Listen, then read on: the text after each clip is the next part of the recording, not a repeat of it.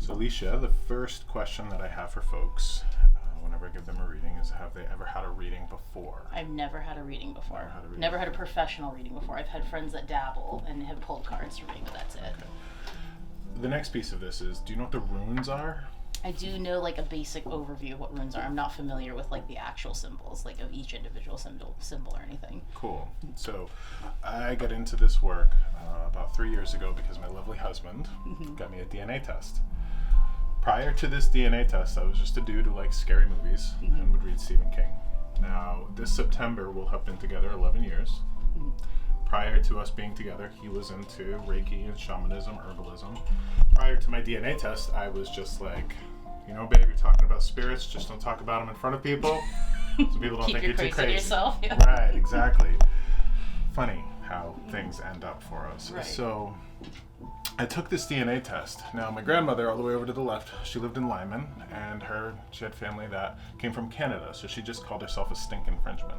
She was the only grandparent that I knew, and I thought I was just a Frenchman too. I had no idea what I was made up of. I have a little bit of French, a little bit of German in me. Scandinavian, Spanish, Portuguese, West African, Native American, but I'm really a lot of British, Scottish, Irish, right? A lot of British, right. A lot of Celtic. I didn't know that. So what I saw in my DNA test and all the other things about my heritage and my health and all of this stuff made me research my ancestry. Family trees, genealogy, all of that. As you can see all those pictures up there, people that are, except for those two at the very end, those are two Cherokee Indians that are buried in Oklahoma. The other folks are buried around here, and those are pictures that my family didn't have, but people on Ancestry did. So it was pretty amazing to have that. Yeah. What I saw in my family tree really blew my mind because I made it all the way to a knight in England who was the grandson of a queen, and then as soon as you hit royalty, it gets really well documented. Right, so yeah. I was like up at 3 a.m. in the morning, bug-eyed, in the rabbit hole. What is going on? A few things happened to me when I was researching my ancestry, my family history. I found that I was in a few situations, having dinner with friends and other places, where I could tell people things about themselves that I didn't know and I shouldn't know. Very specific things that would come to me in a very knowing-like way. And I also discovered the runes. The runes are an ancient alphabet from Northern Europe, a few thousand years old. They're an alphabet like ours is in the way that you can write and spell with them, but they're also an alphabet in the way that the Egyptian hieroglyphics are an alphabet, and that each of the symbols represents a different idea or concept. In this bag are 24 wooden chips. You and I are going to go through a process where we cast those out, and any of those wooden chips that fall face up will have messages for you. That's how I'm going to get keyed into you, get keyed into the spirits and energies that are around you. Okay? When this stuff first started to happen, it really freaked me out. I'm a big believer in an ecosystem and the way that, you know, we have teachers and doctors and all sorts of people in society that serve purposes. Right. And what the heck was this for, right? And, you know, we all have this problem that we're raised in a Christian society. So if it falls outside of Christianity, if it falls outside of science, we don't understand it. Yeah. It's taboo and it freaks us out. So I pulled back, but it didn't take me long to realize that by pulling back from it, I was dishonoring my ancestors. Right. And the reason that I think that is because working with my ancestors and getting an idea of my genealogy and their lives, I really felt their struggles and their pains, right? Especially the moms. Think of all the moms that we come from that didn't have grocery stores and hospitals and doctors, right?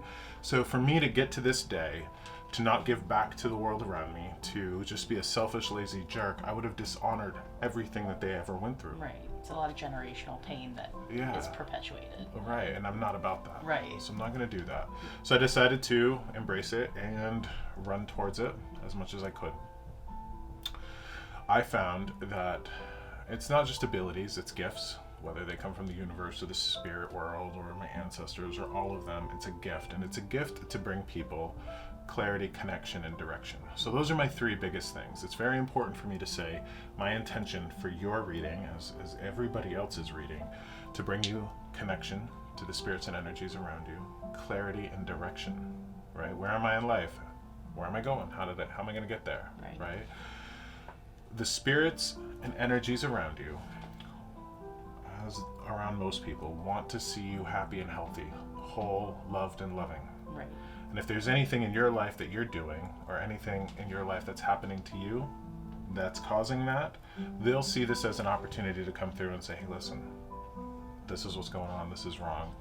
When I do this, you should know that I will hear things and see things and taste things and smell things, and all sorts of impressions and sensations will come to me. But they all come to me through that lens of clarity, connection, and direction. A few things that you need to know before we get started is, as I receive all these different impressions and sensations, I very well may receive something that doesn't make sense to you in the moment. And that could make sense in 3 days, it could make sense in 3 weeks. It might not ever make sense, but we're not going to get stuck on it. Right. We're just going to We're roll not right processing over it here. We're just delivering message. Right. Got it. Good. The next piece is, I'm a big believer in self-sovereignty. This is your life. Right. Spirits and energies will see this as an opportunity to provide guidance and healing and clarity and suggestions.